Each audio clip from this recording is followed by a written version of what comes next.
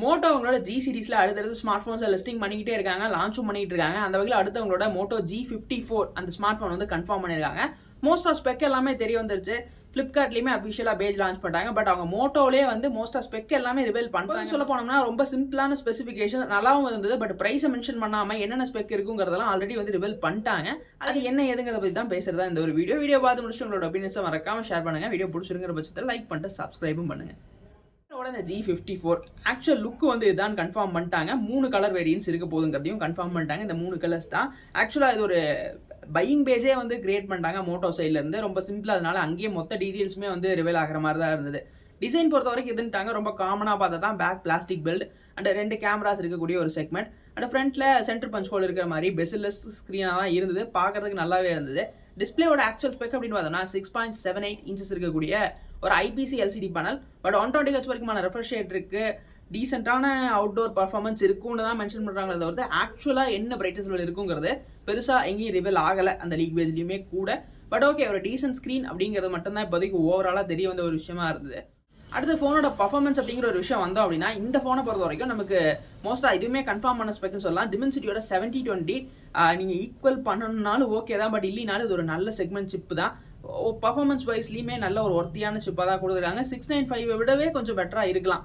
அதனால வந்து இது கொஞ்சம் ஒர்த்தான ஒரு சிப்செட் தான். 5G கேப்பபிலிட்டியும் இருக்குது. அண்ட் கேமிங் பர்ஸ்பெக்டிவ்ல வந்து பார்க்கறதுக்கு ஒரு நல்ல விஷயம் தான். அது மட்டும் இல்லாமல் அவங்களோட வழக்கம் போல அவங்களோட Android 13 ஸ்டாக் ஆண்ட்ராய்டில் தான் வருது. பெரிய ப்ளூடூத் ஆட்ஸ் இல்லாத ஒரு விஷயமாகவும் இருக்கிறது. இதில் மோர் தென் பாசிட்டிவாக இருந்ததுன்னு சொல்கிற மாதிரியான ஒரு விஷயம் தான். கேமராஸ் பொறுத்த வரைக்கும் 50 மெகாபிக்சலுக்கான ஒரு சென்சார் இருக்க போது. இந்த 50 மெகாபிக்சல் சென்சார் பொறுத்த வரைக்கும் வித் OSESக்கான சப்போர்ட் இருக்க போது. ஃப்ரண்ட்ல ஒரு 16 மெகாபிக்சல் செல்ஃபி இருக்க போதுங்கிறத ஓவரால் கன்ஃபார்மும் பண்ணிட்டாங்க.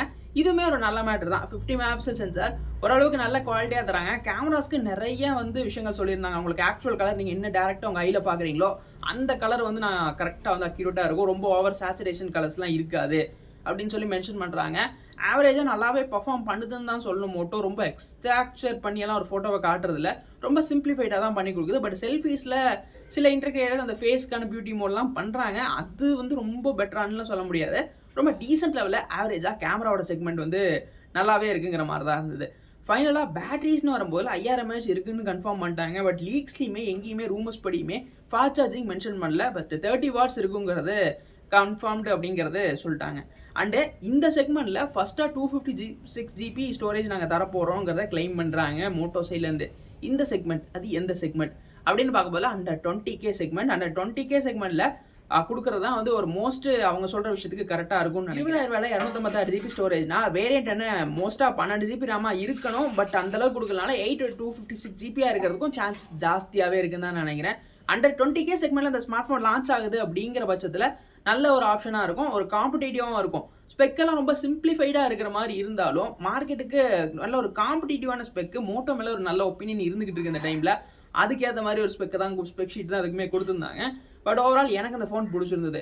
உங்களோட ஒப்பீனியன்ஸும் மறக்காம கமெண்ட்ஸ் ஷேர் பண்ணிட்டு வீடியோ பிடிச்சிருக்கிற பட்சத்தில் லைக் பண்ணிட்டு சேனலை சப்ஸ்கிரைபும் பண்ணுங்கள்.